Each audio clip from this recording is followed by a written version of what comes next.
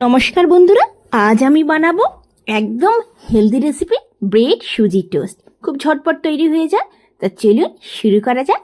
প্রথমে আমি 1 কাপের থেকে কিছুটা কম আমি নিয়ে নিয়েছি সুজি, আর তাতে আমি যতখানি সুজি নেব ততখানি দই নেব। আপনারা যদি 1 কাপ দই নেন 1 কাপ সুজি নেবেন, 1 কাপ সুজি আর 1/2 কাপ সুজি নিলে 1/2 কাপ দই নেবেন। আমি দেখুন 1 কাপের থেকে কিছুটা কম দই, ঘরেই দই আমি পাতি দই নিয়ে নিয়েছি। আর দই আর সুজিটাকে ভালো করে আমি মেখে নিলাম, মানে মাখিয়ে নিলাম। আর দেখুন এখানে আমি টমেটো একটা ছোট ছোট কেটে নিয়েছি, একটা ছোট পেঁয়াজ আর কাঁচা লঙ্কা 4-5টা আর ধনেপাতাও কুচিয়ে রেখে দিয়েছি। আমি এইটা 10 মিনিটের জন্য ঢাকা দিয়ে রেখে দেবো। 10 মিনিট হয়ে গেছে। এবার দেখুন আমি সবজিগুলো সব দিয়ে দেবো। আচ্ছা, আমি টমেটো দিয়ে দেবো, ধনেপাতা দিয়ে দেবো, পেঁয়াজ কুচি আর কাঁচা লঙ্কা। আপনারা এর মধ্যে শিমলা মির্চ কুচি আর গাজর কুচিও দিতে পারেন। আচ্ছা, দিয়ে সবগুলো দিয়ে মিশিয়ে নেবো। দারুণ লাগে খেতে, কিন্তু একটু আলাদা খেতে। সবসময় রুটি পরোটা খেয়ে আমরা অনেকেই বোর হয়ে যায়। আপনার এটা সানডের দিনে কিংবা যে কোনো বাচ্চাকে টিফিনও দিতে পারেন। এটা সফট থাকে, কোনো খারাপ হয় না, মানে শক্ত হয় না। তো এটা বানিয়ে দিতে পারেন, কিংবা বিকালবেলা চায়ের সাথেও নিজেরাও খেতে পারেন। আচ্ছা, আমি সবগুলো মাখিয়ে নেবো। এর মধ্যে 1/2 চামচ আমি নুন দিয়ে দিলাম। আপনারা আপনাদের হিসেবে নুন কম বেশি দিতে পারেন। আর আপনারা চাইলে এর মধ্যে একটুখানি গোলমরিচের গুঁড়োও দিতে পারেন। আচ্ছা, সবগুলো আমি ভালো করে মিশিয়ে নেব। আচ্ছা, আপনারা মনে রাখবেন দইটা কিন্তু একদম তাজা হওয়া চাই। দই কিন্তু একটু টক হয়ে গেলে কিন্তু এর স্বাদ কিন্তু একদম ভালো হবে না। দই দেখলেন আমি কিন্তু ঘরেই দইটা পাতি। আচ্ছা, আমি ব্রেড নিয়ে নিয়েছি 6 পিস। আপনারা ব্রাউন ব্রেডও নিতে পারেন, যে কোনো ব্রেড নিতে পারেন। আচ্ছা, এইটা মাথায় রাখবেন, এই যে সুজিটা আমরা যে ব্যাটারটা মাখিয়ে রেখেছি এটা কিন্তু একটু ঘন হবে। এটা কিন্তু বেশি মানে জল জল হবে না, এটা থকথকে হবে। তাহলে কিন্তু কেউ কি মানে ব্রেডের মধ্যে এটা লাগানো হবে না। যদি একটুখানি লিকুইড টাইপের হয় তাহলে কিন্তু একটু মানে ভালো হবে না রেসিপিটা। এই জন্য জল আপনারা দেবেন না। আমি কিন্তু জল একদমই অ্যাড করিনি। আর যদি মনে হয় একদম শুকনো তাহলে একটু করে 1 থেকে 2 চামচ আপনারা জল দিতে পারেন। আচ্ছা, এবার একটা ব্রেড নিয়ে ভালো করে দেখুন চামচ দিয়ে আমি চারিদিকে, ব্রেডের চারদিকে আমি লাগিয়ে দেবো। আচ্ছা, আর আরেকটা কথা বলি, আমি ব্রেডের মধ্যে কিন্তু হলুদ দিইনি, মানে সুজির মধ্যে কিন্তু আমি হলুদ দিইনি। আপনারা চাইলে হলুদ গুঁড়ো আর কাশ্মীরি মির্চ দিতে পারেন। আমি এটা দিইনি, বাচ্চা খাবে, আমি ওইটা কাশ্মীরি মির্চটা স্কিপ করে দিয়েছি। আচ্ছা, আর হলুদও দিইনি। হলুদ না দিলেও দেখতে বেশ ভাল লাগে, আবার হলুদ দিলেও দেখতে ভাল লাগে।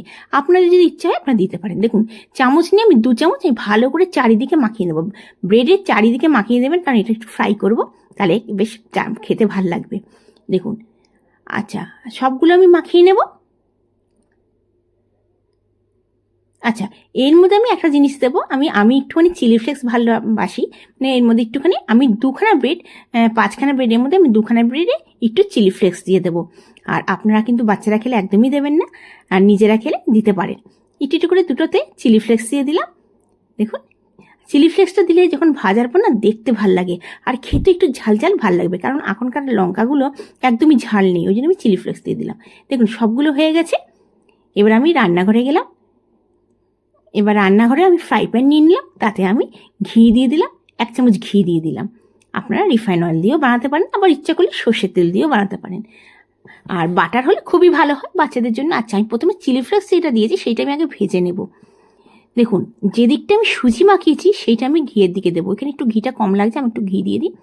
যেটা আমি সুজি মাখিয়ে রেখেছি সেইটা আমি ঘিয়ের মধ্যে দিয়ে দেবো। আচ্ছা, গ্যাসের ফ্লেম কিন্তু একদম লোতে রেখেছি। আমি 3 থেকে 4 মিনিট এটা এইভাবে রেখে দেবো। তারপর আমি এইটাকে উল্টাবো। তার থেকে আগে উল্টাতে যাবে না, কারণ নাহলে সুজিটা কাঁচা থেকে যাবে। আচ্ছা, আমি একটুখানি চিপে চিপে দুদিকে ভেজে নেবো। ওদিকটাও ভেজে দিলাম সুজির দিকে, আর এদিকে দেখুন একদম গ্যাসের ফ্লেম কিন্তু একদমই লোতেই এই ফ্রাইটা করেছি। দেখুন কি দারুণ লাগছে চিলি ফ্লেক্স দেওয়ার জন্য। আচ্ছা, এবার আরেকটা জিনিস দেবো। এতে আমি ঘি দিয়ে দিলাম 1 চামচ। আচ্ছা, এতে আমি 4-5টা কারি পাতা, কচি কারি পাতাগুলো দিয়ে দিলাম। আর 1/2 চামচ দিলাম রাই, সর্ষে নয় কিন্তু, রাই একদম ছোট ছোট দানা। আর যদি আপনাদের ঘরে রাই না থাকে আপনারা সর্ষে দিতে পারেন। দিয়ে এবার দেখুন ব্রেড যে সুজি মাখিয়ে রেখেছি সেটা দিয়ে দেবো। 3খানা ব্রেড এতে দিয়ে দেবো। আগে 2টো ব্রেড চিলি ফ্লেক্স দিয়ে করে দিয়েছিলাম, এটা আবার আমি কারি পাতা আর সর্ষে দিয়ে ভেজে নেব। গ্যাসের ফ্লেমটা কিন্তু একদমই লো রেখে দেবো, একদমই ফ্লেম হাই করবো না।